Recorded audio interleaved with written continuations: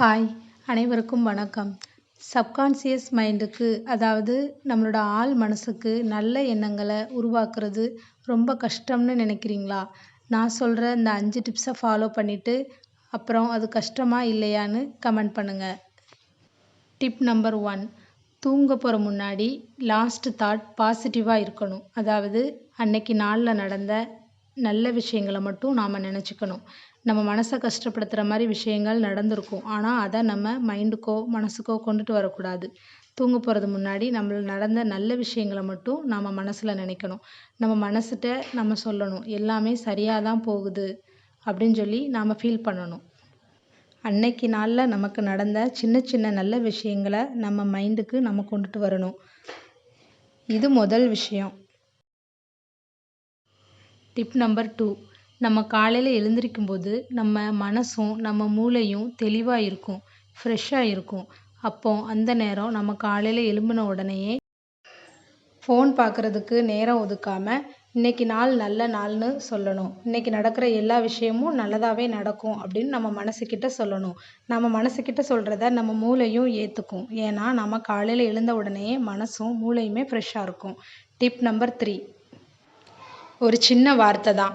அதை நாள் முழுக்க நம்ம மனசுக்கிட்ட ரிப்பீட்டாக சொல்லிகிட்டே இருக்கணும். அது என்னென்னா, என் மனசு அமைதியாக இருக்குது, இன்றைக்கி எதுவும் பிரச்சனை நடந்தாலும் என் மனசு டென்ஷன் ஆகாது, நான் என் மனசை அமைதியாக வச்சுப்பேன் அப்படின்ற ஒரு வார்த்தையை நாம் நம்ம மனசுக்கிட்ட ரிப்பீட்டாக சொல்லிகிட்டே இருக்கணும்.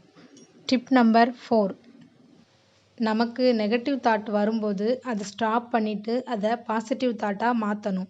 அது எப்படின்னா, அன்னைக்கு நமக்கு அந்த நாளில் நடக்கிற ஏதாவது ஒரு சின்ன மனசை கஷ்டப்படுத்துகிற விஷயமோ, நம்ம இது நடக்கக்கூடாதுன்னு நினைக்கிற ஏதாவது ஒரு விஷயம் நடந்ததுன்னா அதை நாம் மறந்துட்டு அதை நாம் மைண்டுக்கு கொண்டுட்டு வரக்கூடாது.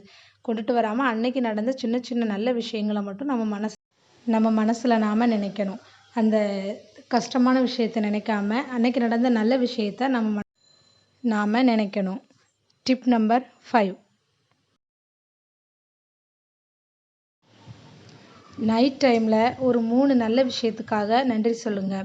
உதாரணத்துக்காக, உங்களுக்கு அந்த நாளில் ஒரு நல்ல பிடிச்ச விஷயங்கள் நடந்திருக்கலாம். அந்த விஷயத்தை கொடுத்ததுக்காக கடவுளுக்கு நன்றி சொல்லுங்கள். அன்னைக்கு நாளில் உங்கள் ஃப்ரெண்டு உங்களுக்கு ஏதாவது ஒரு ஹெல்ப் பண்ணியிருக்கலாம். அந்த ஹெல்ப்புக்காக உங்கள் ஃப்ரெண்டை நினச்சி நன்றி சொல்லுங்கள்.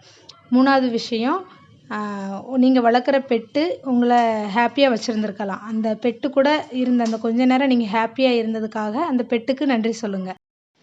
இப்படி அந்த ஒரு நாளில் உங்களுக்கு நடந்த ஒரு 3 நல்ல விஷயத்துக்காக மட்டுமே நன்றி சொன்னாலே போதும். இது எல்லாமே ஃபாலோ பண்ணுங்கள். இதை எல்லாமே தினமும் செய்யுங்க. கண்டிப்பாக உங்கள் ஆள் மனசில் நல்ல எண்ணங்கள் மட்டும்தான் வரும். அது நேர்மறை எண்ணங்கள் மட்டும்தான் உருவாக்கும்.